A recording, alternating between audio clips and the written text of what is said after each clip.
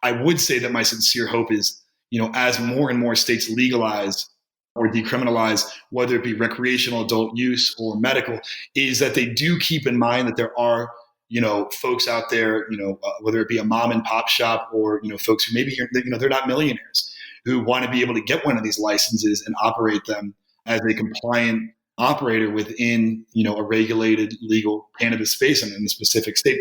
And they should have the right to do that. I think that, every state needs to be aware of the barriers to entry during the application process and make them attainable to smaller businesses, not just, large corporations. Welcome to Think Bigger, Think Better, where we explore how you can apply insights from visionary leaders and the most provocative philosophers and scientists of our time to make your life and our world a better place. Here's your host, author and speaker, Paul Gibbons. Welcome back to Think Bigger, Think Better. On today's show, we have Alex Romero, who's an expert in the marijuana industry based in Colorado, but who advises companies throughout North America on this fast-changing and developing industry. Alex and I are going to talk about the legal, medical, financial, and commercial aspects of this growing industry. But before that, make sure you catch my previous episode with one of today's leading ed tech companies, 2U, and how they are digitizing the university. Coming up, I have an interview with one of the world's leading economists, Professor Richard Baldwin, who's going to talk about globalization, trade policy, Brexit, recent Nobel Prize winners in economics, and his upcoming book. And following that, I'll have the Right Honorable James Shaw, a cabinet minister from New Zealand. I have some amazing news. The Think Bigger, Think Better podcast was voted one of the top 20 philosophy podcasts by FeedSpot, alongside Sam Harris's Waking Up podcast and the Partially Examined Life and Philosophize This. That is personally thrilling, as our podcast is only just approaching its first birthday. Make sure you stay informed of new releases either by subscribing to my newsletter or hitting that subscribe button on your favorite podcast app. And in the next few weeks, I'm going to reboot my Patreon page with multiple tiers of support, each with tons of benefits, from free books, to the ability to ask guest questions, to the ability to listen to the show being recorded, to attending virtual and live events with my guests and me. What's Patreon, you ask? Patreon is a platform for creators of content to crowdsource funding instead of selling ads. I hate ads. I change channels on Sirius XM when they come on, and I haven't watched network television in 20 years. So for as little as $2 a month, half a venti cappuccino, and if you join, I'll send you a free ebook. You can join the community, help me make a difference, and support the Think Bigger, Think Better podcast. So watch this space. Now, on with today's show. I was going out to dinner with two friends in Colorado. One was 70 and one was 60. Both were very senior business executives. And as we had pre-dinner drinks at one's house, he asked whether I took gummies. I looked puzzled. He was referring to sativa gummies, a newish way of consuming marijuana. I had one of those, wow, have our times changed experiences. And as the map in the show notes shows, marijuana is approved for medical and recreational use in 6 states, for only medical use in another 12 states, and about another 10 have decriminalized it to a greater or lesser extent. Despite that, the U.S. federal government maintains the drug status as a Schedule I drug with no currently accepted medical use and a high potential of use. See the links below for a comprehensive description of what Schedule I is and which states have decriminalized it in one form or another. This new form of decriminalization and deregulation brings financial opportunities for states and entrepreneurs, health benefits for medical users, but also risks, as with the risk of supplements that preparations are insufficiently pure or, in some cases, much too concentrated for casual users. These are turbulent times, with deregulation precipitating a parallel shift in culture. Nearly 80% of Americans favor deregulation of some kind. And 80% of Americans don't agree on anything, not even whether the sky is blue. And of course, we don't want this in high schools. There is a high-quality research that says that weed is bad for teenage brains that are still developing. However, there's some research also that suggests that youth use is down in Colorado and drug use overall down since Colorado's shift in regulation. Well, that's correlation, not causation. but it's certainly a move in the right direction. So who's this guy, Alex Romero? He's LandRace's chief operating officer, and he brings 10 years of consulting experience with Fortune 500 companies to the table. He's consulted on a variety of areas, including project management, change management, organizational design, stakeholder engagement, staffing, training, and strategic communications. With a focus on helping clients fulfill their visions and exceed their goals, Mr. Romero has developed solutions for diverse organizations ranging from small businesses to companies like Wells Fargo, Duke Energy, Xcel Energy, Chipotle, and Westat. So, Alex, welcome to Think Bigger, Think Better. Why don't you start by maybe telling listeners something about some of your passions, what drew you to Colorado, and what sort of guy you are? Well, so I initially came out here because I still am very passionate about the outdoors. I'm a big snowboarder. Spend a lot of time out in the mountains in the winter, but also in the summer, hiking, trail running, doing a lot of outdoor activities. And that was really the main draw that brought me out here in 2002. That's crazy. It's very typical Colorado, man. Very typical. It is. Yeah. And I met your girlfriend who is a competitive skier, so you must do some of that with her. Yeah, that's exactly right. So at an ethics panel at the University of Denver Daniel College of Business, Paul was, facilitating the panel, and my girlfriend is there. She is formerly of the U.S. Olympic moguls team and spent just about, I'd say almost her entire life working on becoming a professional mogul skier. So she's definitely pretty talented. She's definitely challenging to chase around the mountain. Did she represent, or did she fall just short of representing the U.S.? Never in the Olympics. She was highly competitive on the U.S. ski team. That's cool. Have you ever seen Molly's Game? It's an interesting story about someone who's in that space. Okay. No, I haven't. I'll certainly check it out, though. Oh, a famous girl from Colorado, famous woman now from Colorado, who was an Olympic skier. And I think she was in the Olympics. And I think she fell and injured herself very terribly. Anyway, the long and the short of it, she started running a very famous, very wealthy poker game for everyone from Mafia Dons to Tommy Maguire and all that kind of crowd were there. And it's a movie about her. I mean, she eventually got indicted by the FBI and everything like that. It's her kind of life story biopic. Molly's Game, worth watching. But she started life as a competitive skier. It starts with her skiing a mogul field. Maybe you guys will enjoy that on one of your Netflix sites. But let's get on with the show for people here. Sure. Marijuana for me is something that, in the high school days, there were the kind of stoners and the non-stoners. And it was something that was really not the slightest bit respectable.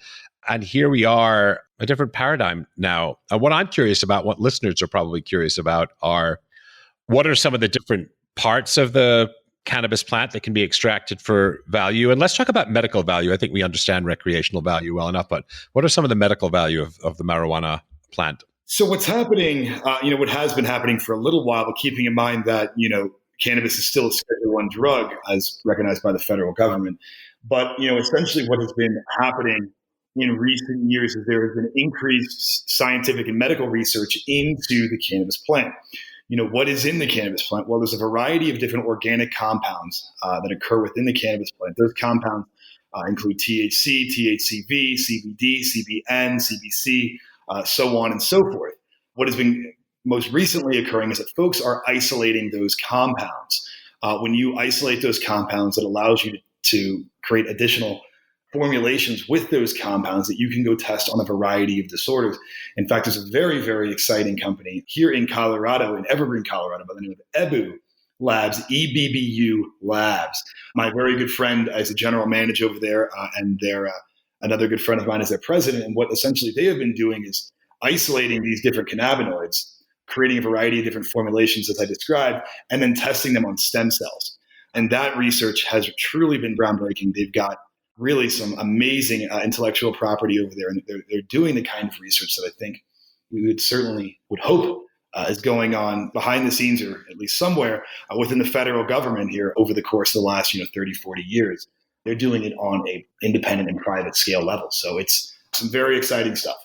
That's cool. And that's certainly out there in the future. One of the ones I've heard a lot about is CBD. What's the shtick with CBD? What is that claimed to do for people? So CBD does a variety of different things. It works as an anti-inflammatory, and it also can certainly help ease anxiety. It provides a sense of calmness as well. It is not a psychoactive cannabinoid within the cannabis plant, so it's not going to get you stoned. If you just take some CBD, you'll certainly feel a lot calmer. You'll probably have any aches and pains in your body that will go away, but it is not something that will make you feel too out of it or make you feel as though. Yeah, you won't get high. You won't get high. You won't get stoned from it.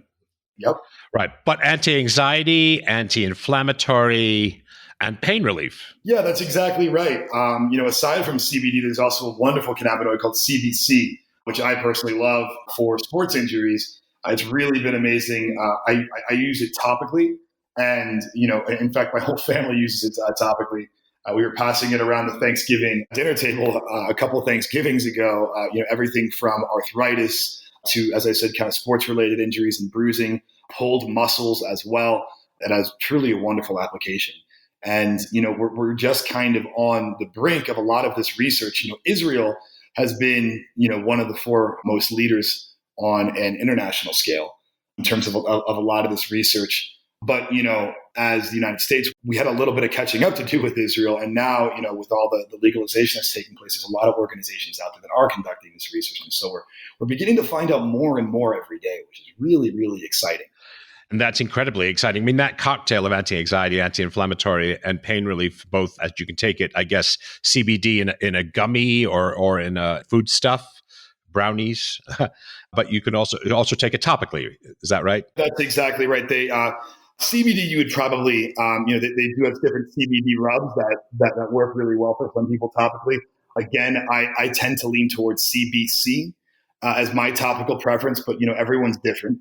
But they also do, kind of oral tinctures and stuff like that with CBD. I've got some wonderful friends in the business who run some fantastic companies that produce some really, really dynamic products, including, cookies that are just CBD, gummies that are CBD, all different kinds of different products that, it really comes down to personal preference. It is, it's really exciting time, but it does sound to be it's a little bit, when I hear you talk about cookies and gummies and everything like that, it doesn't sound like big pharma to me. Are big pharma taking an interest? I mean, why isn't Merck or Pfizer, why aren't they jumping on the bandwagon? Why aren't they, or are they? Tell us that. Sure. So I think what's important to remember is that cannabis is still classified as a Schedule I drug by the federal government. And that includes the CBC, the CBD analogs, as well as the psychoactive ones, the sativa and what's the other one? Sativa and there's two main rules of belief regarding the two general strains of marijuana, right? And so you've got sativa, which will work as much more of a energetic kind of upper, and indica, which is a little bit more relaxed. That definitely makes you feel a little more subdued. Great for a night in, or if you're having trouble sleeping or something like that. But there are two different drugs that have just been approved by the FDA that specifically relate to CBD. Now, this is kind of, I think, allowing pharma to kind of just get their feet wet a little bit within the space. Now the risks are somewhat diminished for them, and it looks like this might become legit. So now they're jumping in. Well, I think that's exactly right. But I wouldn't say jumping in. This is still a process that I think that the pharmaceutical industry is moving very, very slowly on. There's a lot of market share that the pharmaceutical industry would potentially compromise by, adopting some of these different cannabis-related products into their product portfolio. I mean, keeping in mind that, cannabis does a lot of things like kill pain, ease anxiety. People use different cannabis products for post-traumatic stress disorder. I mean, there's a lot of different uses and applications for cannabis that are truly, in direct contradiction with those that the products that the pharmaceutical industry is marketing at this time. Yeah, it is funny. It's something like the history of pharmacology, pharmaceuticals, and I'm not deeply familiar with that, I have to say, but I certainly know that LSD and MDMA, both of which are street drugs, party drugs, or something like that, because of their huge psychoactive results, of course, were made completely illegal. But in doing that, we did throw the baby out with the bathwater, because both of those are, indicated in PTSD relief, I believe relief from depression, as well as some other, milder and severe schizophrenia. I think as some of them have already been tested on. So it's funny, the baby was thrown out with the bathwater, but now we're sort of recovering in this century anyway. Some of the chance. I just saw an article in Scientific American about MDMA being used to treat PTSD. So some of this stuff is becoming mainstream again, which is exciting for us. Yeah, absolutely. And, I think that what's happening is as a nation, folks are realizing the benefits of using cannabis, right? Whether you're using it, to help you sleep a little bit better at night, deal with chronic pain, whether you're dealing with nausea from, your cancer treatments or even specifically related to Alzheimer's and things of that nature. Cannabis is really, really having a positive impact. And people, I think, that have traditionally been adamantly against cannabis are truly recognizing the benefits on a firsthand basis as this kind of national legalization, decriminalization, medical use movement has managed to spread its way across the country. Will it be taken off Schedule 1 as far as you know? Is that something that... That's an excellent question. I think it's very, very difficult to predict what this administration will do before the upcoming elections in 2020. What I do know is that when you look at party politics and you look at the support for cannabis, statistics show that Americans, left or right or moderate, independent, what have you, about 80% of Americans support the legalization of cannabis in some capacity, whether it be from... I don't think 80% of Americans agree on anything right now, so that's pretty remarkable. So more specifically, it's decriminalization, legalization in some capacity, right? So whether it's we support medical use, or we support the use of cannabis for to help veterans with PTSD. Some folks are now really coming around to the benefits of medical cannabis, and we're certainly realizing the results of that on a national level. Very interesting. And what about alcohol has mild medicinal properties, although nothing compared to cannabis, of course. But we worry about, even though alcohol can be useful as a social lubricant as well as for relieving anxiety, and they used to say 2 glasses of wine a day to help prevent heart disease. I think that's a myth. But there's many more from marijuana, but we've always worried about youth use. So the drinking age is 21. Has youth use of marijuana increased in the years since it's become legalized in Colorado? Do we have any numbers on that? So I'm glad that you said Colorado, because I think that Colorado is really the only case study that you can use. It's, we have more data to deal with, given that Colorado is the first state to really break ground and legalize cannabis. But what I do know is that the rate of adolescent marijuana use in Colorado has fallen to its lowest level in nearly a decade. And that is a federal study that was conducted in December of 2017. In addition, researchers found that a 14% reduction in opioid prescriptions in states that allow easy access to medical marijuana. So, we're seeing less youth using it. We're also seeing less opioid prescriptions being written to folks in states where people have access to cannabis.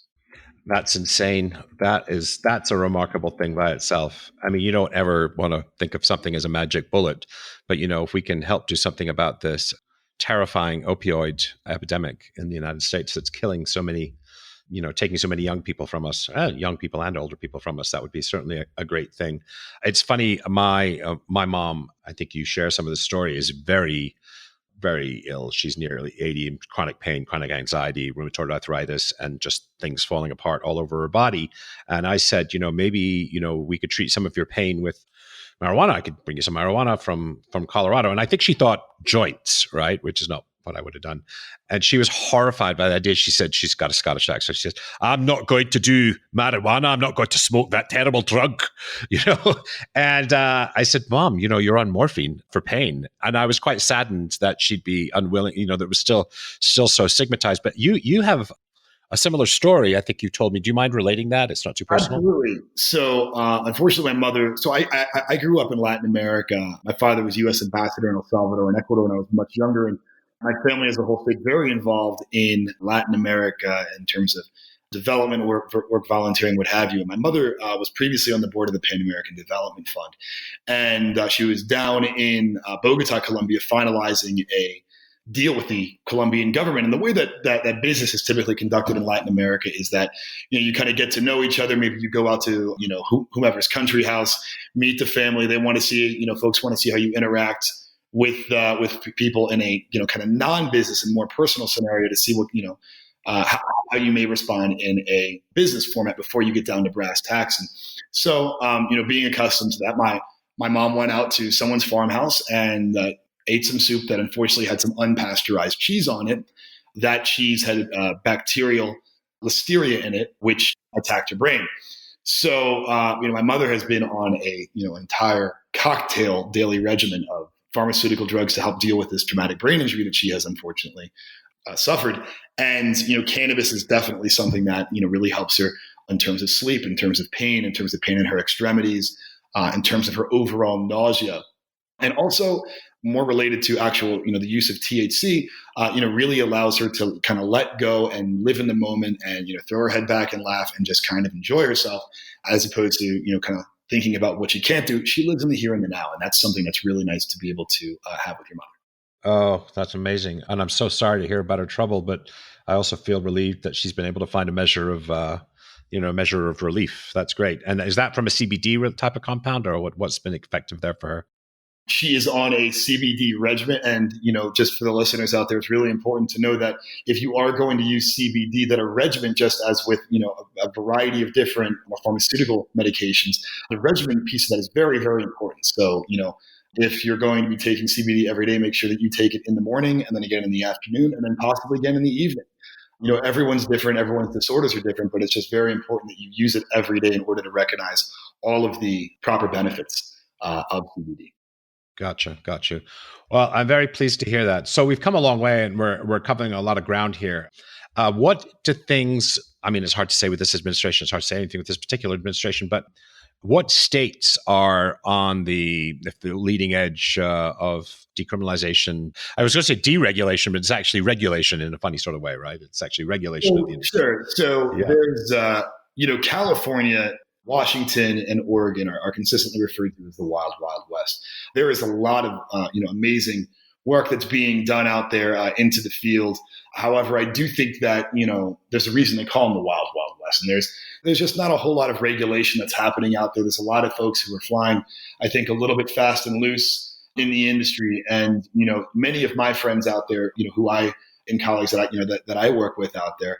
We have very critical conversations about going above and beyond what the state regulations may be in order to ensure that they are doing everything within their ability to maintain compliance in the perspective of the federal government. So, for example, if that means building a facility to FDA and DEA specifications in advance so that, when the hammer does come down on some of these folks who are maybe playing a little bit more loose, that you will have the opportunity to continue your operations in an uninterrupted fashion.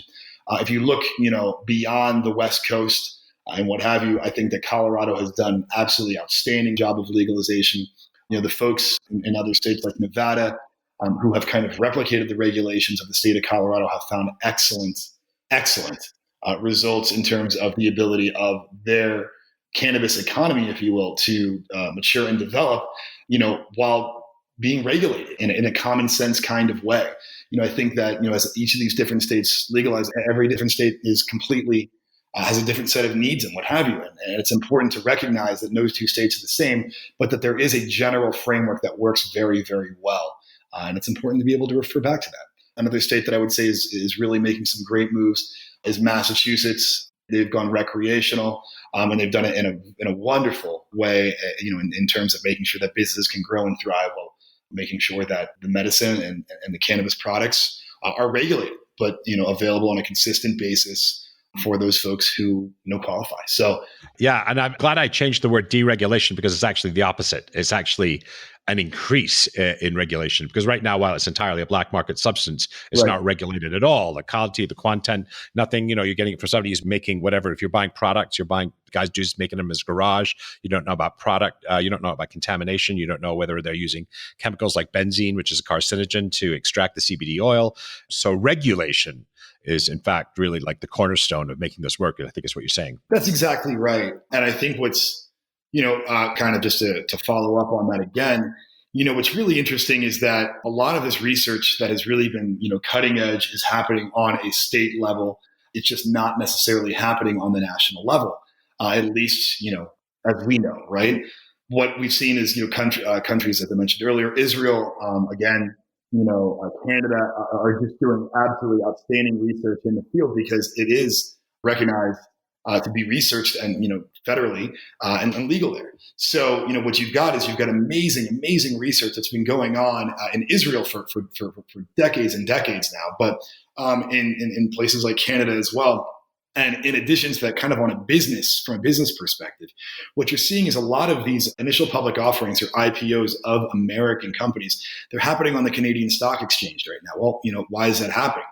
Well, I mean, if you're talking about, the ability of a American cannabis company to issue stock on an American stock market through a FDIC insured bank, that's not going to work. I mean, the FDIC is a federal program. And if the federal government doesn't recognize cannabis as being a legal drug, then why would they allow for a IPO to happen? So what's happening is, the American markets are essentially losing business to Canada, and there's these billion-dollar IPOs that are happening on the Canadian Stock Exchange, and we're losing money on it. So what does that mean? I think that means that there's a lot of unhappy people on Wall Street and here domestically that don't necessarily have access to these IPOs that are happening on the Canadian Stock Exchange. These are American companies and their IPOs are happening overseas, and we're not necessarily recognizing the financial implications, the financial benefits and implications of that. I would say that in addition to that, this banking ban that currently exists has definitely been problematic from a consulting standpoint, which is, obviously the standpoint from which I'm coming. We go to private funds and high net worth individuals and we engage them to finance some of the projects that we are working on. So are you sort of a marijuana hedge fund? Is that, a private equity fund or something like that? You're taking private capital and focusing it and investing it in the industry? Sure. So there's a variety of different, funds that are out there, including plenty of Canadian funds, but plenty of American funds as well. There's plenty of high net worth individuals, who have truly recognized, what's happening here and are trying to, move quickly on this and really recognize the value of being, one of the earlier investors, in the industry. But what will happen here eventually is the federal government is going to lift this banking ban on cannabis-related funds, and that's going to change the entire landscape. First and foremost, it's going to make it much easier for legal license operators here in the United States to be able to put their money in banks without, fear of, that money, right, being expropriated, misappropriated, funds, whatever might happen. But also it's going to create a new market where people who need to get money for their operation can simply go into a bank and ask for a loan. That's a very, very exciting prospect here. Timeline, years?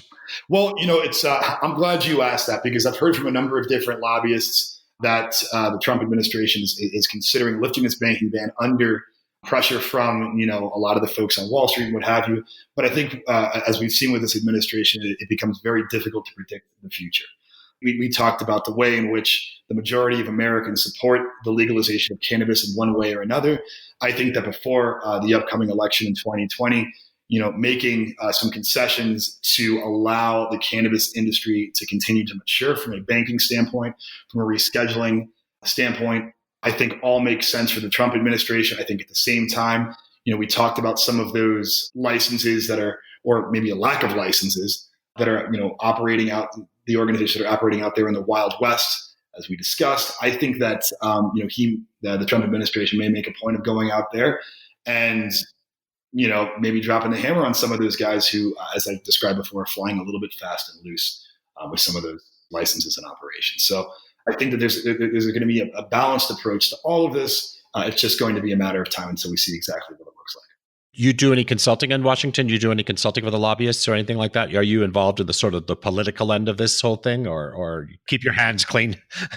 Well, I'm originally from Washington, D.C., and I do believe this is a very, very important topic, obviously for our nation and beyond.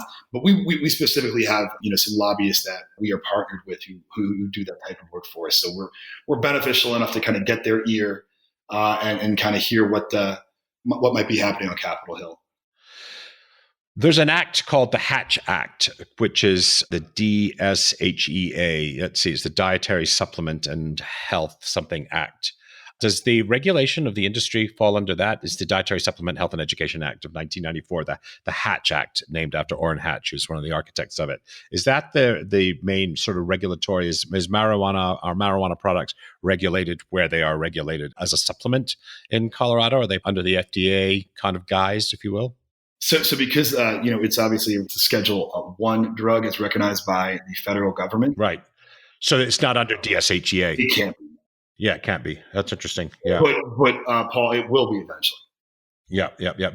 And it is interesting because the DSHEA isn't nearly strict enough. So it's this funny sort of thing because one of the things that you may remember as there was a drug called ephedra in the 90s and 2000s, and people started dying, and there were hundreds of deaths from it. And Orrin Hatch, particularly, who had sponsored this act, a lot of the supplement industry flows through Utah. Is one of the things that he was doing for the Utah economy. It was a very good thing for the economy, but it was a very bad thing for the people who were dying of ephedra. And then a baseball player famously died because ephedra, of course, can cause long-term irreversible damage to the heart. And so it'd be good to be under DSHEA, but it'd be good to be under something a great deal stricter where product safety, dosage, and all of that was much more careful, because the supplements industry is still a kind of wild, wild west. A lot of the stuff that you can buy is, I guess, in my view, insufficiently regulated. And I wouldn't want marijuana to be, this stuff has so many good things that it can do for people who are sufferers, as well as, we live in a world where we want, if we're going to allow recreational stuff at all, tobacco and alcohol, something like that, we want to allow this to be morally consistent, but we also want to keep people safe. We want to keep it out of the hands of kids. So, yeah. What's your view, I guess, on the right way to keep the right level of scrutiny? You don't want to squash businesses. You're telling me that there's some regulations now which are positively harmful to the industry. What kind of regulations would you like to see to protect people? I think that maybe I'll start by talking a little bit about the state of Florida, which is a really interesting model that they've set up there. There's only, if I'm not mistaken, there's 7 licenses in the state of Florida at present. What's really interesting with these licenses is obviously that they're only medical licenses. And the list of qualifying conditions in the state of Florida is, I think, adequately broad. PTSD is on there, chronic pain is on there, as well as, all the other, in my opinion, important qualifying conditions. But with that said, what the state of Florida has done is they've chosen to issue a low number of vertically integrated licenses. Right. So for a company vertically integrated, you mean from farm to table, if you want, from grower to. Yeah, so the way that we we describe it as end to end in the cannabis space, what we call that is seed to sale. So starting with your cultivation license, or rather operation, and then a processing, extracts, and manufacturing, all the way up to your retail license or your dispensary license, which is your point of sale. So, what does that mean for the state of Florida? Believe it or not, it means, an absolutely massive cultivation, overall square footage operation that you are entitled to operate underneath this license. Your processing and extracts is also, very, very substantial in terms of the overall amount of different products that you're allowed to manufacture, with the exception of flower. There is no smokable or combustible flower allowed to be sold in the state of Florida, which is interesting. And then finally, what's really interesting about these Florida licenses is you have 30 retail locations associated with every single license. So, there isn't a 210 potentially. Right. But there isn't a chain of marijuana dispensary outlets in this country with 30 different retail outlets there. So what does that do for the state of Florida? I think that for the state of Florida, that allows them to have to kind of moderate or regulate from the perspective of the Florida Department of Health, a much smaller amount of licenses, right? You don't, in the state of Colorado, we're talking about, hundreds and hundreds and hundreds of different licenses from, cultivation to processing, extracts to dispensing, right? Within the state of Florida, you really only come down to close around 15 different licenses after this next round of licensure. But I think one of the detrimental aspects of this particular policy is that, it makes it very, very hard for, a startup company or maybe a mom and pop shop or, some folks who might be very passionate about the business to get involved. There's plenty of impeding factors there for a small business to get involved in that, which I think is definitely unfortunate. And how much do you have to hand the sort of numbers that the Colorado government is making from the taxation of marijuana? The taxation of marijuana and the legalization of it can be a really good thing for state governments, right? Oh, absolutely. I mean, we have seen tax revenues on a state by state basis increase dramatically under the legalization or decriminalization of cannabis. It's been absolutely wonderful. I think that the problem after that, kind of falls on the shoulders of the state to say, okay, well, now let's make sure that we use this money, like we said we were going to, and in the most efficient capacity possible to drive the most value for the residents of our specific state. And sometimes we see that translating efficiently.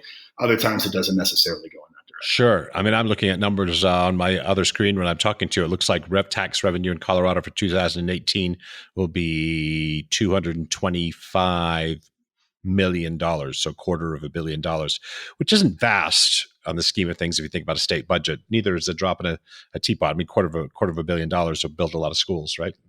Absolutely. And, I think that, at least from where I stand, Paul, education is really paramount in terms of the social and political issues that I certainly support. So.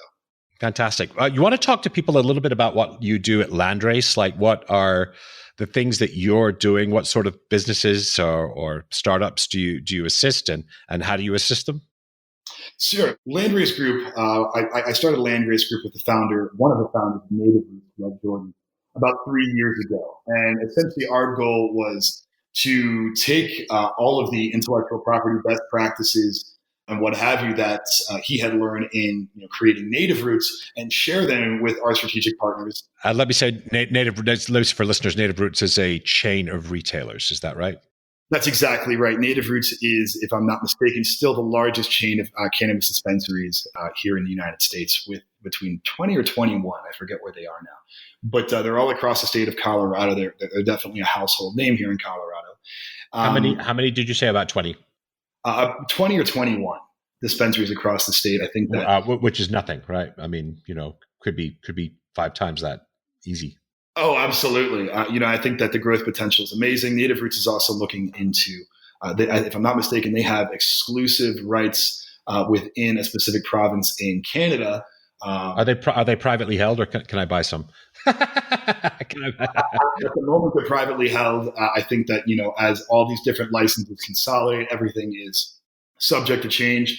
This is it's an emerging industry, but while it's an emerging industry, it's also a very rapidly changing landscape. As more and more money gets involved, as more and more licenses are issued.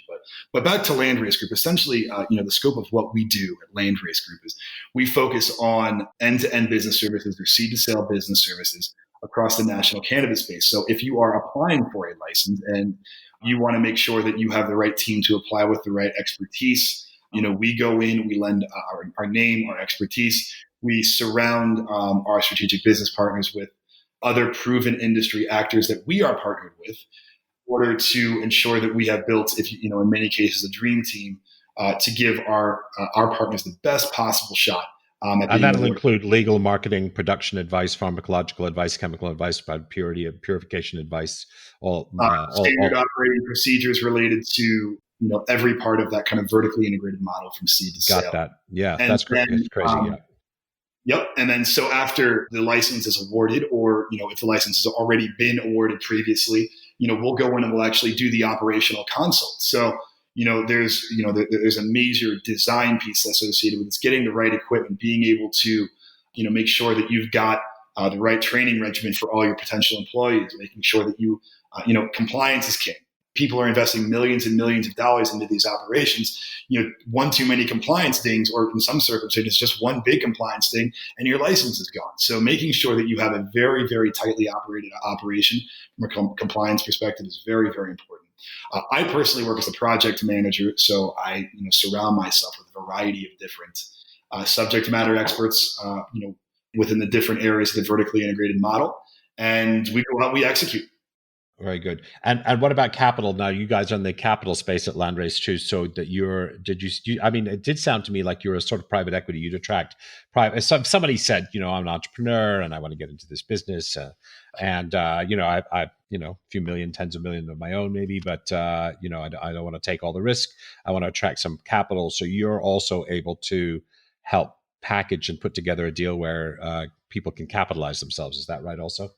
I think that's exactly right. I think the best way that we could possibly describe, the way that LandRace Group works in that capacity is through, I would say, an underwriting process, right? So, we're able to kind of look at these deals, look at the team that's put in place, whether it's our team or, one of our colleagues or friends or partners teams, and say, what, I think this is a really great opportunity.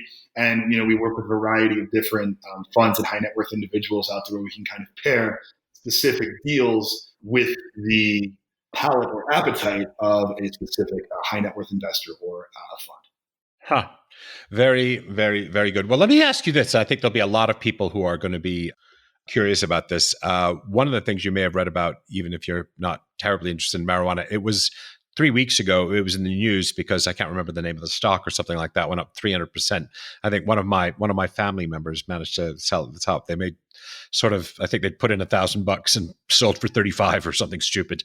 So where can people who might want to speculate. What could they buy on a traded exchange? I know, by the way, we'll put in the disclaimer that you're not giving, we're not licensed to give financial advice here, investment advice, and all that boilerplate or something like that. But where could people, if they want to invest in this industry on a stock exchange in a traditional way, where could people buy stock?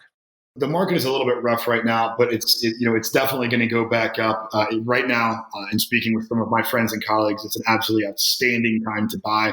The Canadian Stock Exchange lists a variety of different American companies, Canadian companies that have now done their initial public offerings on the Canadian Stock Exchange.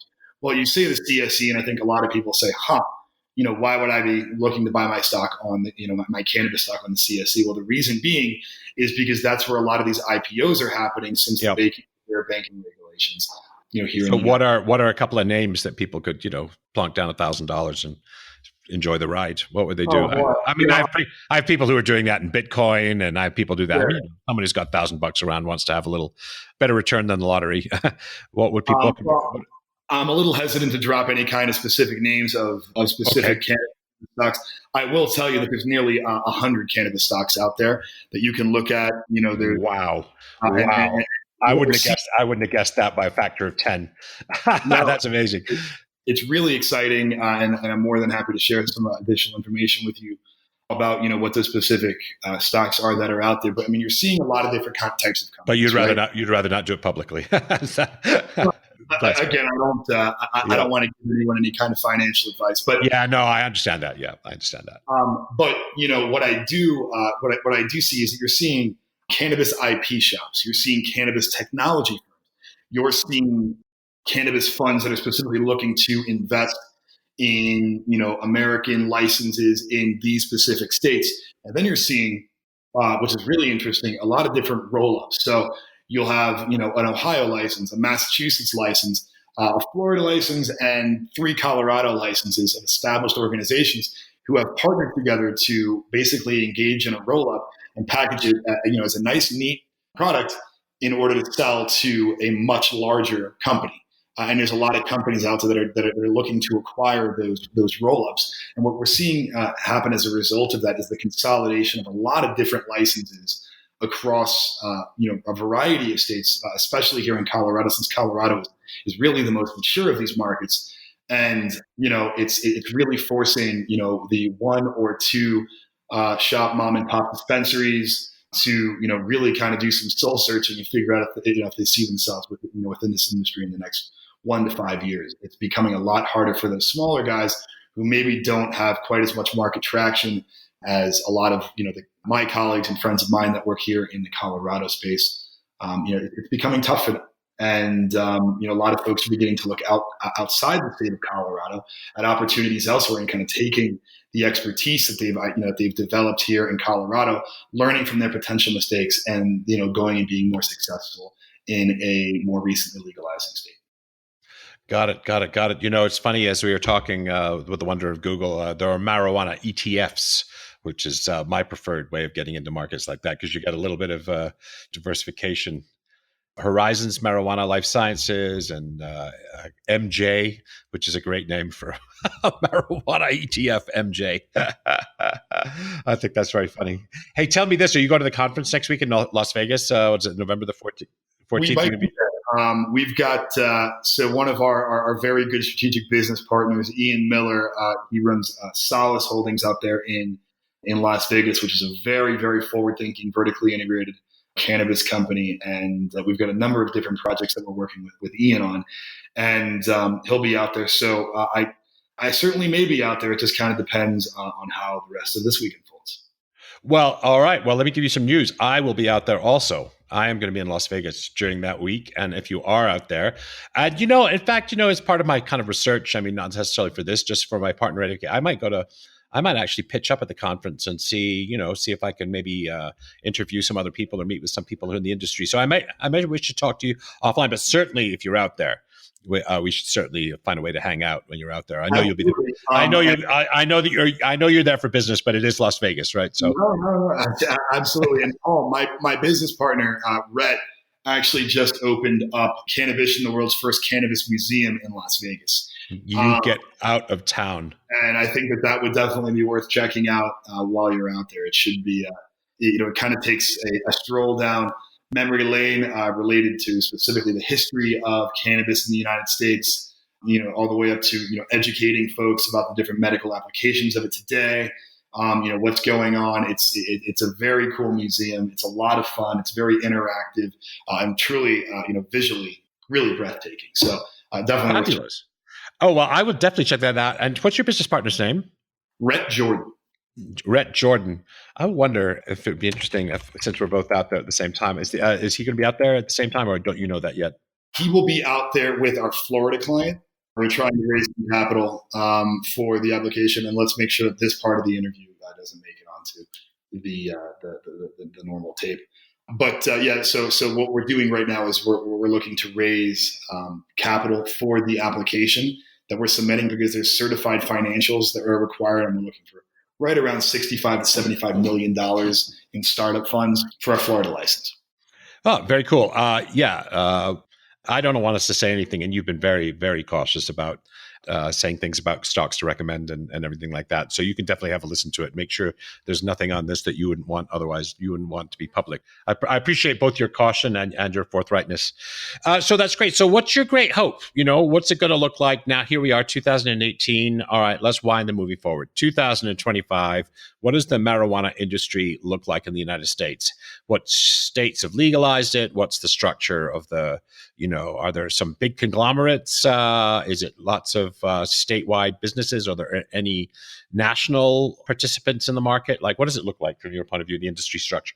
In order to kind of properly dive into that, let me say that the reason that I wanted to get into the cannabis space is because I saw what a positive impact it has had on folks in need all across the nation. I've seen it on a more personal level with my family and friends.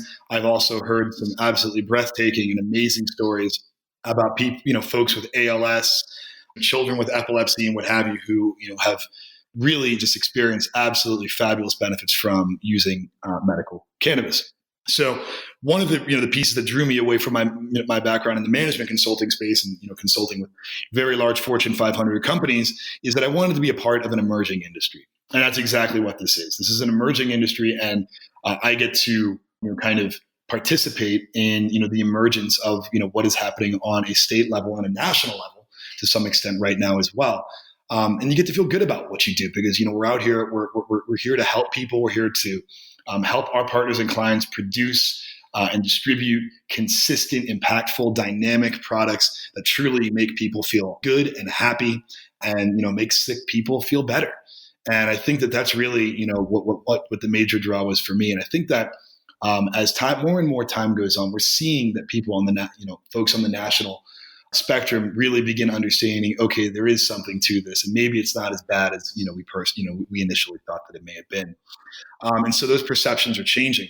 I think that in terms of predicting what's going to happen in the cannabis space, is somewhat challenging because this administration always has surprises in that area. It's very difficult to predict what the Trump administration will do. I do, however, think that we are going to see an easing of the banking regulations and a rescheduling of cannabis as a Schedule I controlled substance to a lesser level of a controlled substance, allowing more and more research to take place and probably driving larger companies, whether it be big alcohol, big tobacco, the pharmaceutical industry, beginning to get more than just a couple toes wet or their feet wet, specifically in the cannabis industry, to making a little bit more of a dive into there.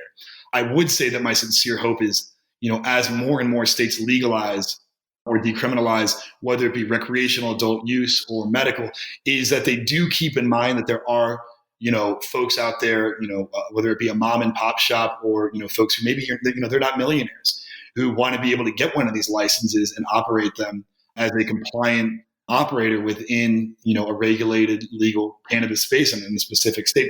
And they should have the right to do that. I think that, every state needs to be aware of the barriers to entry during the application process and make them attainable to smaller businesses, not just, large corporations and what have you. So that is my sincere hope. I'm very confident that the momentum that we've experienced to date across the nation will continue.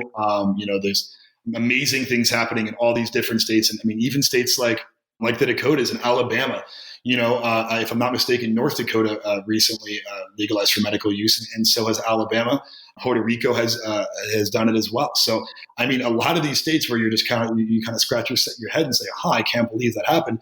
Well, they're making really, really great strides. And I think that one of the main things to be able to do is just to be able to get it on the ballot. Once medical cannabis makes its way onto a ballot, it tends to pass more often than not. And that, to me, that's just indicative of the general support for it all across party lines. That's fabulous.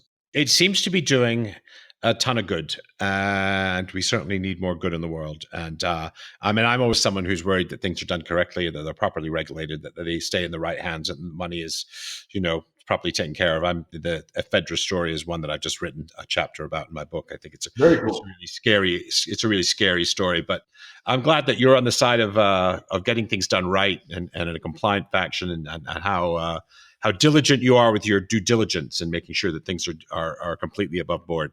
I think listeners have really got that impression for you, is that you're definitely all business and all professionalism when it comes to managing this world.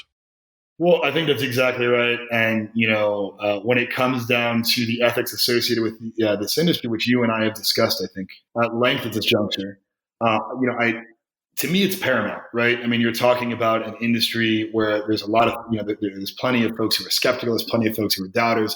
You have the federal government and their role or lack thereof, maybe, into the cannabis space. And so, operating ethically, operating in a compliant fashion, going above and beyond what is expected, to me, that's how LandRace Group and I have really developed our reputation within the space as being, ethical operators that, help our clients exceed their own visions for their organizations in their respective states. And that's what we're really here to do. That's fabulous. Look, I want to thank you for your time. I hope if you come out to Las Vegas, we can meet out there and get together. It'd be great to lift a glass of wine. Yeah, I want to thank you so much for your time and what you've given the listeners here. Thank you so much, Paul. It's been a pleasure to be here with you and share some of my perspective. I will provide an email address if there's any listeners out there that are potentially interested. It's Alex@Land, LANDRACE group.com. It's Alex@LandRaceGroup.com. If there's any questions out there, please feel free to reach out. Sure. And I'll put your name, email address, your LinkedIn profile, if that's all right, also in the show notes, as well as links to some of the things that we've talked about where people can go for more information. Thanks once again. All right. Thank you, sir. And thanks for listening for today's show. I'm definitely trying to do a very difficult thing here. I'm 58, and this is my 7th or 8th personal reinvention as an author and podcaster. I won't bore you with the whole story, but my career includes being a scientist, a trader, a professional bridge player, a computer programmer, management consultant, a company founder and CEO, and a professor in various orders. This is definitely toughest because competition in the public intellectual space is so fierce. Truth Wars is the longest and most difficult project I've ever taken on. I'm a year and a half into it, and the most optimistic outcome is that it'll be finished in about 3 years, which would be a tremendous result.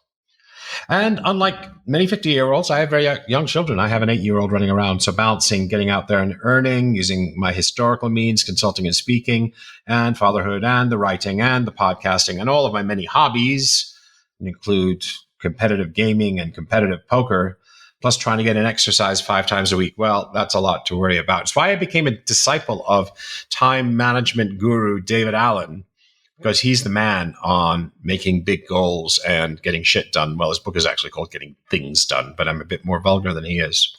So I recommend that book, David Allen's Getting Things Done. And if you're a new subscriber or a new Twitter follower, or everyone who joins my Facebook page, or everyone who supports me on Patreon, well, I'm very grateful to all of you for helping me make that transition. That means you. On the culture front, I've had a whale of a time recently. I got to see Snoop Dogg in Las Vegas, and that was the best concert of my entire life. I really do believe we're in a golden age of music now, but he's been around for a long, long time. I just saw some very mediocre movies. I saw Jamie Foxx and Robin Hood, and while he's great, the movie isn't. Widows is likewise full of great actresses, but the plot's ordinary and predictable. I did see The Girl with the Spider Tattoo. It was a great female lead in Claire Foy. Again, not perhaps as good as the originals, but it's a recasting of The Girl with the Dragon Tattoo franchise. But of all I've seen lately, that's probably the best of them. I've stumbled across a little show called Nas Kingdom on Netflix, which is kind of a poor man's Game of Thrones. So anyway, check those out if you're looking for something to do on a cold Friday evening in the North American continent. That's my roundup of pop and personal culture, and I am looking forward to talking to you all in a few weeks when I'm going to have the Minister from Climate Change from the government of New Zealand. And thanks again for listening to Think Bigger, Think Better. To celebrate the launch of the show, and to thank you all for listening, I'm going to be giving away books, lots and lots of books. All you have to do is leave a review in iTunes. We're going to raffle off a book every single week for 12 weeks. So head on over to paulgibbons.net/iTunes to get easy-to-follow directions and let me know the title of your review to make sure that you're entered to win. Thank you. Thanks for listening to this episode of Think Bigger, Think Better. Great ideas are great, but this isn't gospel. Share your critical thinking in the comments. Where do I disagree? What insights were most powerful? If you got value, don't forget to share the value by sharing the podcast. Finally, to get information on book and blog releases and new video content, head over to paulgibbons.net and join the community of thinkers talking about using science and philosophy to make our world a better place.